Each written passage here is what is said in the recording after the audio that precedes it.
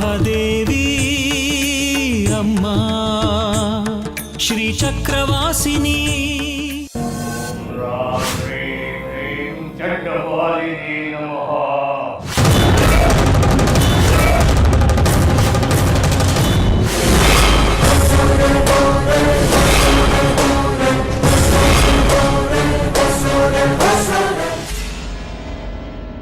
ಈ ಪಾಯಸಕ್ಕೆ ಇದನ್ನ ಹಾಕ್ತೀನಿ, ತಿಂದೋರು ಮೂರ್ಛೆನೆ.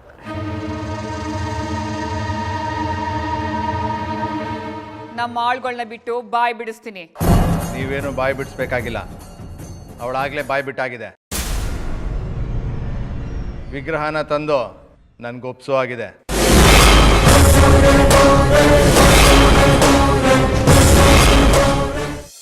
ರಾತ್ರಿ ಒಳಗಡೆ ನಿಮ್ಮ ಮನೆಗೆ ತಂದು ಒಪ್ಪಿಸ್ತೀನಿ. ಈಗ ನೀವು ಹೊರಡಿ. ವಿಗ್ರಹ ನಿಮ್ ತಾವ್ ಐತೆ, ಹಂಗಿದ್ಮೇಲೆ ರಾತ್ರಿ ಗಂಟ ಯಾಕೆ ಕಾಯ್ಬೇಕು? ಇವಾಗಲೇ ಕೊಡಿ, ನಾನು ತಗೊಂಡೋಯ್ತೀನಿ. ಈಗ್ಲಾ? ಈಗ ಯಾಕೆ? ರಾತ್ರಿ ತಂದು ಕೊಡ್ತೀನಿ ಅನ್ನಲ್ಲ. ಆ ವಿಗ್ರಹ ಅವ್ರ ಕೈಯಿಂದ ಇವ್ರ ಕೈಗೆ, ಇವ್ರ ಕೈಯಿಂದ ಮತ್ತೊಬ್ಬರ ಕೈಗೆ ಅಲ್ದು ಮೈಲಿಗೆ ಆಗ್ಬಿಟ್ಟಿತ್ತು. ಅದಕ್ಕೆ ದೇವ್ರ ಮನೇಲಿ ಮಡಿ ಮಾಡಿ ಪೂಜೆಗಿಟ್ಟಿದ್ದೀನಿ. ನಾನೇ ತಗೊಂಬಂದು ರಾತ್ರಿ ಕೊಡ್ತೀನಿ. ಈಗ ನೀವು ಹೊರಡಿ.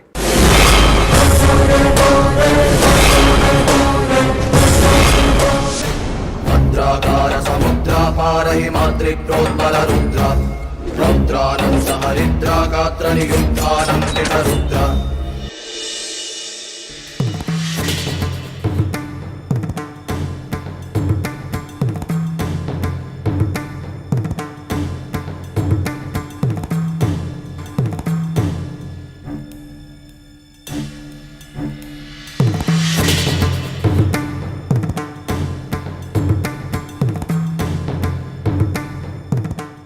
ಏನು ಯೋಚನೆ ಮಾಡ್ತಿದ್ಯಾ ಬಂಗಾರಿ? ನಿಜವಾಗ್ಲೂ ನೀನು ಸಂತೋಷವಾಗಿದೆಯಾ? ಎಲ್ಲೋ ಇದ್ದೋ ನೀನು, ಇನ್ನೆಲ್ಲೋ ಇದ್ದೋಳು ನಾನು. ಯಾಕೆ ನಿನ್ನ ಇಷ್ಟೊಂದು ಹಚ್ಕೊಂಡೆ? ಎಲ್ಲ ಪವಾಡ ಥರ ಅನ್ಸುತ್ತಲ್ವಾ?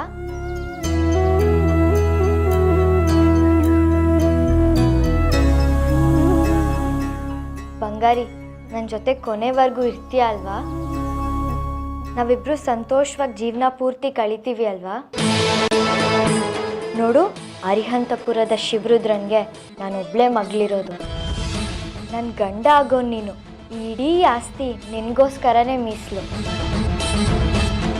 ನೀನು ಕೂತ್ಕೊಂಡು ತಿಂದರೂ ನಮ್ಮ ಅಪ್ಪನ ಆಸ್ತಿಲಿ 1 ಇಂಚು ಕರಗಲ್ಲ. ನೀನು ನನ್ನವನು ಬಂಗಾರಿ, ಆ ಜಾಜಿನ ಮಾತ್ರ ಮನಸ್ಸಲ್ಲಿ ಇಟ್ಕೋಬೇಡ. ನನಗೆ ಗೊತ್ತು ನೀನಾಗಲೇ ಜಾಜಿನ ಮರ್ತ್ಬಿಟ್ಟಿದ್ಯಾ ಅಂತ. ಮಾತಾಡು ಬಂಗಾರಿ, ನೀನು ನನ್ನವನಾಗೆ ಕೊನೆವರೆಗೂ ಇರ್ತೀಯ ತಾನೆ? ನನಗೆ ದ್ರೋಹ ಮಾಡಲ್ಲ ತಾನೆ?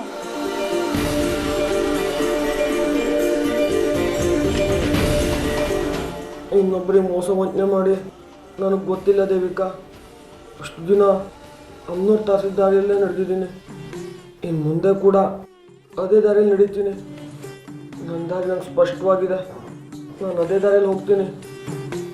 ಅರ್ಥ ಆಯಿತು. ಅಂದರೆ ಈಗ ನಿನಗೆ ಅಮ್ಮನವ್ರು ತೋರಿಸಿದ ದಾರಿ ನಾನು, ಈ ದೇವಿಕಾ.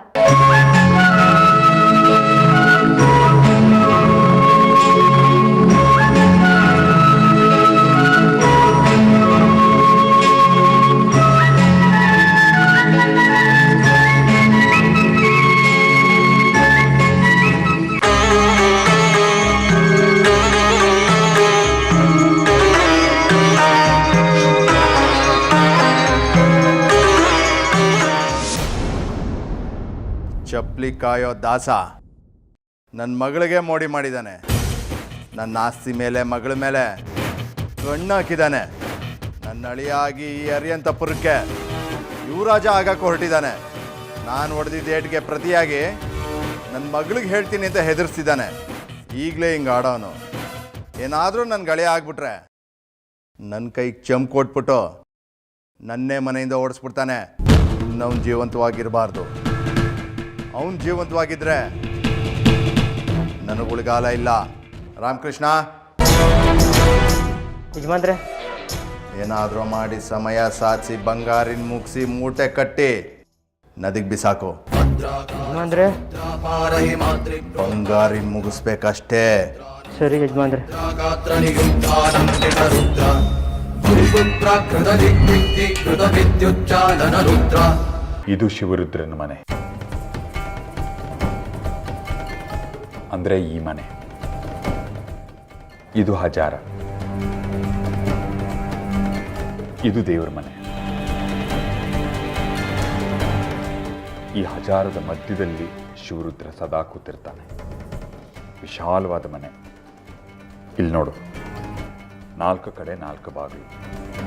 ಪ್ರತಿ ಬಾಗಿಲಲ್ಲೂ ಇಬ್ಬರಿಬ್ಬರ ಹಾಗೆ 8 ಜನ ಕಾವಲುಗಾರರಿರ್ತಾರೆ. ಇದು ಅಡುಗೆ ಮನೆ. ಇದು ದೇವಿಕನ ಕೋಣೆ. ಇಲ್ಲಿಂದ ಇಲ್ಲಿಗೆ 20 ಹೆಜ್ಜೆ ಅಂತರ. ದೇವಿಕಾ ಕೋಣೆ ಪಕ್ಕದಲ್ಲೇ ಬಂಗಾರಿ ಕೋಣೆ ಇರೋದು, ಅಂದರೆ ಇದು. ನಾವು ಬಂಗಾರಿ ಕಡೆ ತಿರುಗಿ ನೋಡೋದೇ ಬೇಡ. ಅವನು ಪಾಯಸ ಕುಡಿದು ಪ್ರಜ್ಞೆ ತಪ್ಪಿ ಬಿದ್ದಿರಲಿ. ನಮಗೆ ಬೇಕಾಗಿರೋದು ದೇವಿಕಾ ಮಾತ್ರ. ಸರಿ. ಬೋಂಡ ತಿಂದು ಪಾಯಸ ಕುಡಿದು ಒಂದು ಅರ್ಧ ಗಂಟೆಯಲ್ಲಿ ಮದ್ದು ಕೆಲಸ ಮಾಡೋಕೆ ಶುರು ಮಾಡುತ್ತೆ. ಎಲ್ಲರೂ ಒಬ್ಬೊಬ್ಬರಾಗಿ ಮೂರ್ಛೆ ಹೋಗ್ತಾರೆ. ಆದರೆ ಅಷ್ಟರಲ್ಲಿ ನಾವು ನಮ್ಮ ಸಾಮಾನುಗಳನ್ನು ತಯಾರಾಗಿ ಇಟ್ಕೋಬೇಕು ಹೊರಡೋಕ್ಕೆ. ಎಲ್ಲರೂ ಮೂರ್ಛೆ ಬಿದ್ದಿದ್ದಾರೆ ಅನ್ನೋದನ್ನು ಖಚಿತಪಡಿಸ್ಕೊಂಡು ದೇವಿಕಾ ಕೋಣೆ ಕಡೆಗೆ ಹೋಗ್ಬೇಕು ನಾವು. ಆದರೆ ಅವಳು ಮೂರ್ಛೆ ಹೋಗಿರ್ತಾಳಲ್ಲ, ಅವಳ ಹತ್ರ ಹೇಗೆ ಬಾಯಿ ಬಿಡಿಸೋದು? ಅದಕ್ಕೂ ನನ್ನ ಹತ್ರ ಒಂದು ಮದ್ದಿದೆ. ಅದನ್ನು ಎಂಥ ಮತ್ತಿದ್ರೂ ಮೂಗಿನ ಕೆಳಗೆ ಇಳಿದ್ರೆ ಸಾಕು, ಜರ್ರಂತ ಇಳಿದು ಹೋಗುತ್ತೆ. ಆದರೆ ಹಾಗೆ ಮಾಡೋಕ್ಕೆ ಮುಂಚೆ ನಾವು ಆ ದೇವಿಕನ್ನ ಕಟ್ಟಿ ಹಾಕ್ಬಿಡ್ಬೇಕು. ಆಮೇಲೆ ಆ ಔಷಧಿನ ಮೂಗಿನ ಕೆಳಗೆ ಹಿಡಿಬೇಕು. ಅವಳಿಗೆ ಎಚ್ಚರ ಆಗುತ್ತೆ. ಸುಂದರಮ್ಮನ ವಿಗ್ರಹದ ಬಗ್ಗೆ ವಿಚಾರಿಸ್ಬೇಕು. ಅವಳು ಹೇಳಿದ ತಕ್ಷಣ ಸುಂದರಮ್ಮನ ವಿಗ್ರಹ ಹುಡುಕಿ ಹಿಂದಿನ ಬಾಗ್ಲಿಂದ ನಾವು ತಪ್ಪಿಸ್ಕೋಬೇಕು ಅಲ್ವಾ? ಸರಿಯಾಗಿ ಹೇಳಿದೆ. ಆದರೆ ಒಂದು ವಿಷಯದಲ್ಲಿ ನಾವು ಎಚ್ಚರಿಕೆ ಇರಬೇಕು. ಇದೆಲ್ಲವೂ ಅರ್ಧ ಗಂಟೆ ಒಳಗೆ ಮುಗಿದು ಬಿಡಬೇಕು. ಅಕಸ್ಮಾತ್ ಯಾರಾದರೂ ಕಡಿಮೆ ಪ್ರಮಾಣದಲ್ಲಿ ಪಾಯಸ ಕುಡಿದು ಬಜ್ಜಿ ತಿಂದಿದ್ರೆ ಅವ್ರಿಗೆ ಬೇಗ ಪ್ರಜ್ಞೆ ಬರೋ ಸಾಧ್ಯತೆ ಇರುತ್ತೆ. ತಪ್ಪಿಸ್ಕೊಳ್ವಾಗ ಏನೂ ತೊಂದರೆ ಆಗಲ್ಲ ತಾನೆ? ಹೇಗೆ ತೊಂದರೆ ಆಗುತ್ತೆ? ಕಾವಲ್ಗಾರರು ಎಲ್ಲ ಪ್ರಜ್ಞೆ ತಪ್ಪಿರ್ತಾರಲ್ಲ. ಆದರೆ ನಾವು ಜಾಗ್ರತೆಯಿಂದ ಇರಬೇಕು. ನೀನು ತಯಾರಾಗಿ.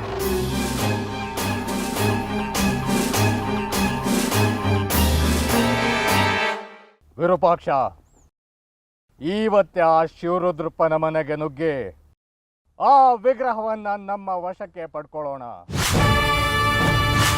ಅದಷ್ಟು ಸುಲಭ ಅಲ್ಲ ಕಡ್ಕಿ. ರುದ್ರಪ್ಪನ ಆಳುಗಳು ಹಗಲು ರಾತ್ರಿ ಎಂದೇ ಪಾಳಿ ಲೆಕ್ಕದಲ್ಲಿ ಅವನ ಮನೆ ಕಾವಲು ಕಾಯ್ತಾ ಇರ್ತಾರೆ. ರುದ್ರಪ್ಪನ ಅಪ್ಪಣೆ ಇಲ್ಲದೆ ಒಂದು ಕ್ರಿಮಿ ಕೂಡ ಅವನ ಮನೆ ಒಳಗಡೆ ಪ್ರವೇಶ ಮಾಡೋದಕ್ಕೆ ಸಾಧ್ಯ ಇಲ್ಲ. ಅವನ ಮನೆಯಲ್ಲಿ 100 ಅಲ್ಲ 1000 ಜನ ಇದ್ರು ಕೂಡ ಅವರನ್ನ ಮಣಿಸೋದು ಹೇಗೆ ಅಂತ ನನ್ಗೆ ಚೆನ್ನಾಗಿ ಗೊತ್ತು.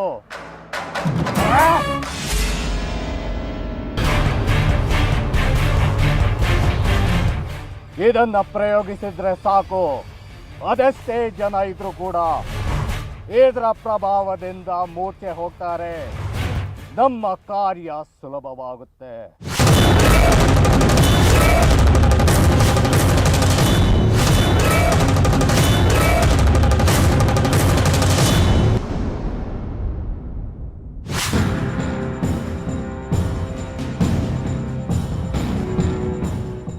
ದೇವರಾಜ, ಬಾ ಹಂಚನ.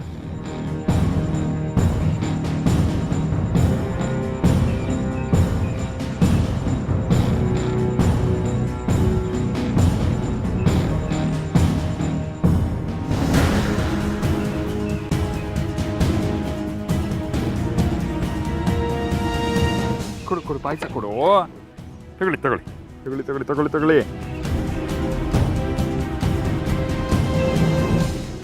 ತಗೊಳ್ಳಿ ತಗೊಳ್ಳಿ. ಇನ್ನೊಂದು ಬೇಕಾ? ಇನ್ನೊಂದು ತಗೊಳ್ಳಿ. ಕೊಡು ಪಾಯಸ ಕೊಡು. ಏನಪ್ಪ?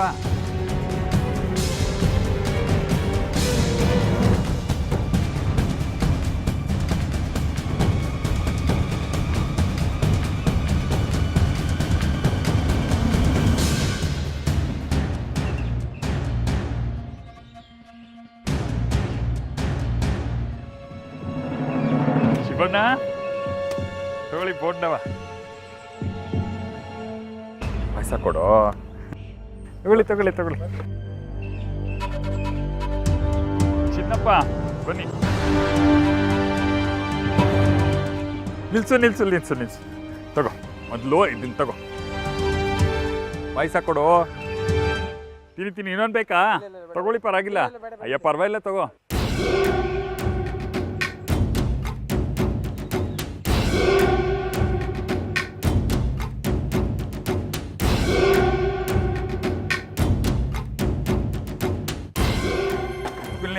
ಒಂದು ನಿಮಿಷ ತಡಿಯಪ್ಪ ಒಂದು ನಿಮಿಷ ತಗೋ ತಗೋ ಬೋರ್ಡ್ ಇನ್ನೊಂದು ಬೇಕಾ ಪಾಯಸ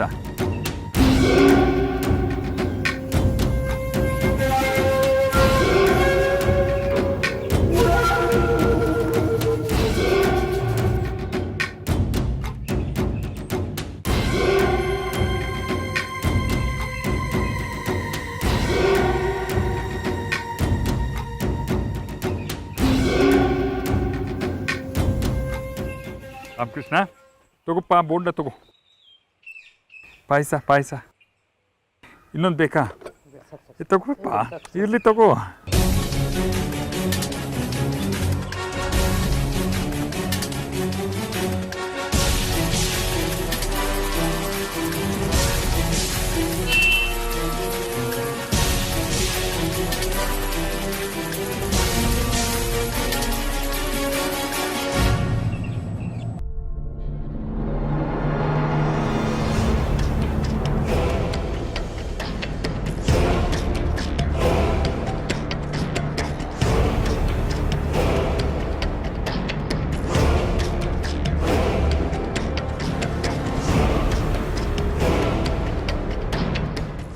ಹೊಸ ಅಡ್ಗೆಯವ್ರು ಮಾಡಿರೋದು ಅವ್ರ ಊರಿನ ವಿಶೇಷ ಅಡ್ಗೆ ಅಂತೆ ತಗೋ ತಿನ್ನು ಬೇಡ ನೀನೇ ತಿನ್ನು ತಿನ್ನು ಬಂಗಾರಿ ನನಗೋಸ್ಕರ ಬೇಡ ನನಗೆ ಹೋಗ್ಲಿ ಪಾಯಸನಾದ್ರೂ ಕುಡಿ ಪಾಯಸ ಸಿಹಿ ಅಲ್ವಾ ಬೇಡ ನನಗೆ ಪೂರ್ತಿ ನೀನೇ ಕುಡಿ ಮೊದಲು ನೀನ್ ಕುಡಿ ಆಮೇಲೆ ಅದೇ ಲೋಟದಲ್ಲಿ ನಾನು ಕುಡಿತೀನಿ ಇಲ್ಲ ನೀನೇ ಮೊದಲು ಕುಡಿ ನೀನ್ ಕುಡಿ ನೀನ್ ಕುಡಿ ನಂಗೆ ಬೇಡ ನೀನ್ ಕುಡಿ ನಂಗೆ ಬೇಡ ನೀ ತಿನ್ನು ನೀ ತಿನ್ನು ನೀನೇ ಮೊದಲು ತಿನ್ನು ಇಲ್ಲ ನೀನು ನೀನೇ ಪೂರ್ತಿ ನೀನೇ ಕುಡಿದ್ಬಿಡು ಇಲ್ಲ ನೀನು ನೀನೇ ಕುಡಿ ನಂಗೆ ಬೇಡ ನೀ ತಿನ್ನು ನೀ ತಿನ್ನು ನೀನೇ ಮೊದಲು ತಿನ್ನು ಇಲ್ಲ ನೀನ್ ಮೊದಲು ತಿನ್ನು ಇಲ್ಲ ನೀನೇ ತಿನ್ನು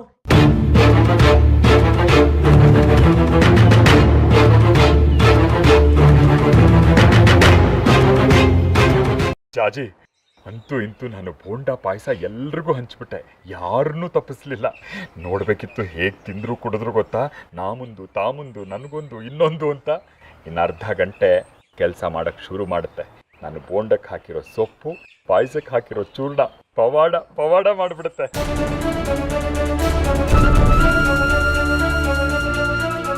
ಯಾಕಮ್ಮ ಜಾಜಿ ಸಪ್ಪಗಾಗೋದೆ ಬಂಗಾರಿಗೇನು ಮೊದಲು ನೀನು ಅವನ ಬಗ್ಗೆ ಯೋಚನೆ ಮಾಡೋದನ್ನ ಬಿಡು ಹೇಗೆ ಯೋಚನೆ ಮಾಡದೇ ಇರಲಿ ಅಪ್ಪ ಅವನು ಬಜ್ಜಿ ತಿನ್ನ ಪಾಯಸ ಕುಡಿದ್ನ ಹೊಡೆದಿರ್ತಾನೆ ತಿಂದಿರ್ತಾನೆ ಆಳಿನ ಕೈಲಿ ಅವ್ರ ಕೋಣೆಗೆ ಕಳಿಸಿದ್ದೀನಿ ಏನು ಮಗಳೇ ನಿಜ ಹೇಳು ನಿನಗೆ ಅವನ ಬಗ್ಗೆ ಇನ್ನೂ ಪ್ರೀತಿ ಇದೆಯಾ ಅವನಿಷ್ಟೆಲ್ಲ ಮಾಡಿದ ಮೇಲೂ ನಿನ್ನ ಪ್ರೀತಿಗೆ ಅವನ ಅಯೋಗ್ಯ ಕಣೆ ಆದರೆ ಒಂದು ಮಾತು ಜಾಜಿ ನಿನಗಿನ್ನೂ ಬಂಗಾರಿನೇ ಬೇಕು ಅಂತ ಹೇಳೋದಾದ್ರೆ ನಾನು ಅದಕ್ಕೂ ತಯಾರು ಹೇಗೂ ಮೂರ್ಛೆ ಹೋಗಿರ್ತಾನೆ ನಮ್ಮ ಜೊತೆ ಅವನ್ನೂ ಕರ್ಕೊಂಡು ಹೊರಟೋಗೋಣ ನನಗೆ ನಿನ್ನ ಸಂತೋಷ ಮುಖ್ಯ ನೀನು ಹೀಗೆ ಸಪ್ತಿರೋದನ್ನ ನೋಡೋಕ್ಕಾಗೋಲ್ಲ ಬೇಡ ಬಿಡಿಯಪ್ಪ ಅವನಿಲ್ಲೇ ಇರಲಿ ದೇವಿಕಾ ಅವನನ್ನ ಪ್ರೀತಿಸ್ತಿದ್ದಾಳೆ ಅವನನ್ನ ಪ್ರೀತಿಸಿದ ತಪ್ಪಿಗೆ ನಾನು ಅನುಭವಿಸ್ತಿರೋ ನೋವನ್ನ ಅವಳು ಅನುಭವಿಸೋದು ಬೇಡ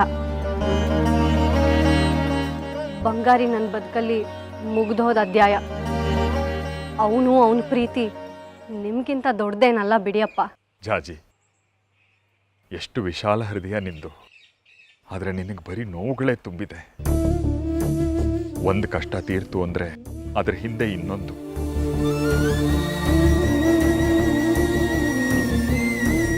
ಅಪ್ಪ ಹೇಗಿದ್ರೂ ಹೋಗ್ತಿದ್ದೀವಿ ಬಂಗಾರಿ ಮುಖನ ಇನ್ನೀ ಜನ್ಮದಲ್ಲಿ ನೋಡ್ತೀನೋ ಇಲ್ವೋ ಗೊತ್ತಿಲ್ಲ ಒಂದೇ ಒಂದ್ಸಲ ಹೋಗಿ ನೋಡ್ಕೊಂಡು ಮಾತಾಡಿಸ್ಕೊಂಡು ಬರ್ತೀನಪ್ಪ ಜಾಜಿ ಬಂಗಾರಿನ ನೋಡೋ ಮಾತಾಡೋ ಮನಸ್ಸು ಇನ್ನೂ ಇದೆಯಾ ನಿನಗೆ ಅವನನ್ನ ನಿನ್ನ ಬದುಕಿಂದ ಅಲ್ಲ ಮೊದಲು ಮನಸ್ಸಿಂದ ಕಿತ್ತು ಹಾಕು ಮನಸ್ಸಿನಲ್ಲಿ ಯೋಗ್ಯರಾದವ್ರಿಗೆ ಮಾತ್ರ ಸ್ಥಾನ ಕೊಡಬೇಕು ಯೋಗ್ಯತೆ ಅಯೋಗ್ಯತೆಗಳು ಮನ್ಸಿಗೆ ಗೊತ್ತಾಗಲ್ಲ ಅಪ್ಪ ಎಲ್ರೂ ನಂಬತ್ತೆ ಮೋಸ ಹೋಗತ್ತೆ ಕೊನೆ ಸಾರ್ತಿ ಅವನನ್ನ ನೋಡ್ಕೊಂಡು ಮಾತಾಡಿಸ್ಕೊಂಡು ಬರ್ತೀನಪ್ಪ ಸರಿ ಅಮ್ಮ ನಿನಗೆ ಅದರಿಂದ ಸಮಾಧಾನ ಸಿಗುತ್ತೆ ಅನ್ನೋದಾದರೆ ಹೋಗ್ಬಾ.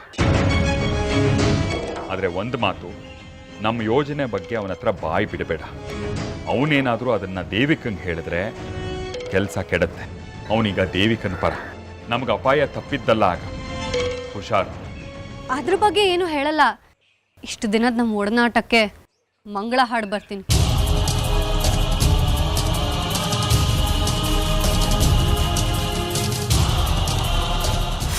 ವಿರೂಪಾಕ್ಷ, ಆ ವಿಗ್ರಹ ನಮಗೆ ಸಿಕ್ಕ ಮೇಲೆ ತಡ ಮಾಡೋ ಅವಶ್ಯಕತೆ ಇಲ್ಲ. ಆ ಕೂಡಲೇ ಚಕ್ರಾಪುರಿಗೆ ಹೊರಡಬೇಕು. ಸೂರ್ಯಾಸ್ತಮದೊಳಗೆ ತಲುಪಬೇಕು. ಆ ವಿಚಾರ ನನಗೆ ಬಿಟ್ಬಿಡು ಕಡ್ಕೆ. ವಾಹನದ ವ್ಯವಸ್ಥೆ ಆಗ್ತಾ ಇದೆ. ವಿಗ್ರಹ ಅಪಹರಿಸೋದೊಂದೇ ಬಾಕಿ. ವಿಗ್ರಹ ಕೈಗೆ ಬಂದ ತಕ್ಷಣ ಚಕ್ರಾಪುರಿಗೆ ಹೊರಟುಬೇಡ. ಹಾಗಿದ್ಮೇಲೆ ನಡಿ.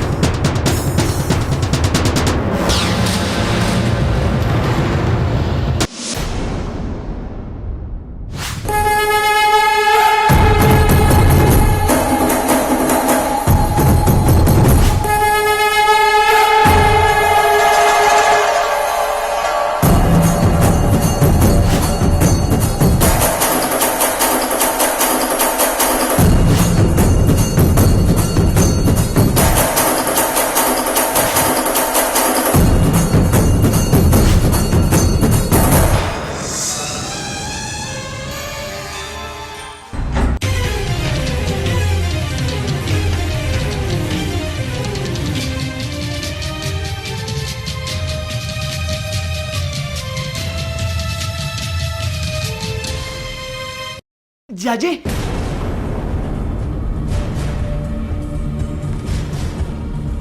ನಾನು ನಿನ್ನ ಮಾತು ಕೇಳಕ್ ಬಂದಿಲ್ಲ.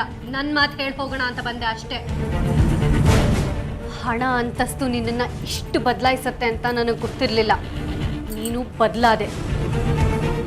ಇಷ್ಟು ದಿನದ ಒಡನಾಟನ, ಮನುಷ್ಯರನ್ನ, ಸಂಬಂಧಗಳನ್ನ, ಭಾವನೆಗಳನ್ನ ನೀನು ಮರ್ತಿರ್ಬೋದು. ಆದರೆ ನನ್ನಿಂದ ಅದು ಸಾಧ್ಯ ಇಲ್ಲ. ಯಾಕಂದರೆ ನಾನು ನೀನಲ್ವಲ್ಲ. ಆದರೆ ಈಗ ಬೇರೆ ದಾರಿ ಇಲ್ಲ. ನೆನಪುಗಳನ್ನು ಮರಿಬೇಕು, ಕನಸುಗಳನ್ನು ಮುರಿಲೇಬೇಕು. ಹೋಗೋಕೆ ಮುಂಚೆ ನಿನ್ನ ನೋಡ್ಕೊಂಡು ಹೋಗಬೇಕು ಅನ್ನಿಸ್ತು. ಅದಕ್ಕೆ ಬಂದೆ. ನೋಡಾಯಿತು, 2 ಮಾತಾಡಬೇಕಿತ್ತು, ಆಡಾಯಿತು. ಇನ್ನು ಈ ಜನ್ಮಕ್ಕೆ ನಿನ್ನ ನೆನಪು ಬರೋದು ಬೇಡ, ಬರೋದೂ ಇಲ್ಲ. ನಾನಿನ್ನು ಹೊರಟೆ. ಜಾಜಿ,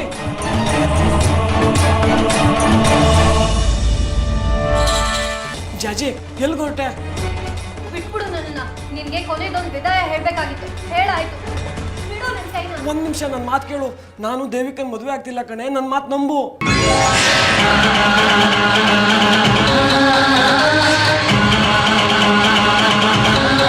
ಮತ್ತಿದ್ಯಾವ್ದು ಹೊಸ ನಾಟಕ? ನನ್ನ ನಂಬು ಜಾಜಿ. ನಾನು ದೇವಿಕನ್ ಮದುವೆ ಆಗ್ತೀನಿ ಅಂತ ಸುಳ್ಳೊಪ್ಪಿಗೆ ಕೊಟ್ಟಿದ್ದು. ಯಾಕೆಂದ್ರೆ ವಿಗ್ರಹ ಎಲ್ಲಿದೆ ಅಂತ ಅವಳಿಗೆ ಮಾತ್ರ ಗೊತ್ತಿರೋದು. ಅದನ್ನು ತಿಳ್ಕೊಳ್ಳೋದಕ್ಕೋಸ್ಕರ ನಾನು ಮದುವೆ ಆಗ್ತೀನಿ ಅಂತ ನಾಟಕ ಮಾಡಿದೆ. ಏನೋ ಹೇಳ್ತಿದ್ಯಾ ಬಂಗಾರಿ ನೀನು? ನಿಜಾನಾ? ನಿಜ ಕಣೆ. ವಿಗ್ರಹ ಎಲ್ಲಿದೆ ಅಂತಲೂ ಗೊತ್ತಾಗಿದೆ. ಆದರೆ ನಾನು ನಿಮ್ಗೆ ಹೇಳಕ್ಕೆ ಎಷ್ಟು ಪ್ರಯತ್ನ ಪಟ್ಟರು ನೀವು ಯಾರು ನನ್ನ ಮಾತು ಕೇಳಲೇ ಇಲ್ಲ. ಹೌದಾ? ನಿಜವಾಗ್ಲೂ ನಿಜವಾಗ್ಲೂ ಸುಂದ್ರಮ್ಮ ಎಲ್ಲಿದ್ದಾಳೆ ಅಂತ ನಿನಗೆ ಗೊತ್ತಿದ್ಯಾ? ನೀನ್ ನೋಡಿದ್ಯಾ? ಹ್ಞೂ ಕಣೆ. ಆ ದೇವಿಕಾ ಒಳಗಡೆ ಕೋಣೆಯಲ್ಲಿ ಬಚ್ಚಿಟ್ಟಿದ್ದಾಳೆ. ಹಾಗಿದ್ರೆ ಒಳ್ಳೇದೇ ಆಯ್ತು. ಇವತ್ತೇ ಸುಂದ್ರಮ್ಮನ ಎತ್ಕೊಂಡು ಇಲ್ಲಿಂದ ಹೊರಟ್ಬಿಡೋಣ. ಮನೆ ಸುತ್ತ ಕಾವಲ್ಗಿದ್ದಾರೆ. ಇವ್ರದ್ದು ಕಣ್ ತಪ್ಪಿಸ್ಕೊಳ್ಳೋದು ಹೇಗೆ? ಅಪ್ಪ ಅದಕ್ಕೆ ಉಪಾಯ ಮಾಡಿದ್ದಾರೆ. ಎಲ್ರಿಗೂ ತಿನ್ನೋದಕ್ಕೆ ಪಾಯಸ ಮತ್ತೆ ಬೋಂಡ ಕೊಟ್ರಲ್ಲ, ಅದರಲ್ಲಿ ಪ್ರಜ್ಞೆ ತಪ್ಪು ಅಂತ ಗಿಡಮೂಲಿಕೆಯನ್ನು ಬೆರೆಸಿದ್ದಾರೆ. ಇನ್ನು ಸ್ವಲ್ಪ ಹೊತ್ತಿಗೆ ಎಲ್ಲರೂ ಹೇಗೆ ಮೂರ್ಛೆ ಹೋಗ್ತಾರೆ ಅಂತ ನೋಡ್ತಾ ಇರು. ಆಗ ನಾವು ಸುಂದ್ರಮ್ಮನೆಯಿಂದ ಎತ್ಕೊಂಡು ಹೊರಟೋಗ್ಬಿಡ್ಬೋದು. ಸುಂದ್ರಮ್ಮ ಸಿಗದೆ ಇರೋ ದುಃಖ, ನೀನು ದೂರ ಆಗ್ತಿರೋ ದುಃಖ ಎರಡೂ ಸೇರಿ ನಾನು ಕುಗ್ಗಿ ಹೋಗ್ಬಿಟ್ಟಿದ್ದೆ.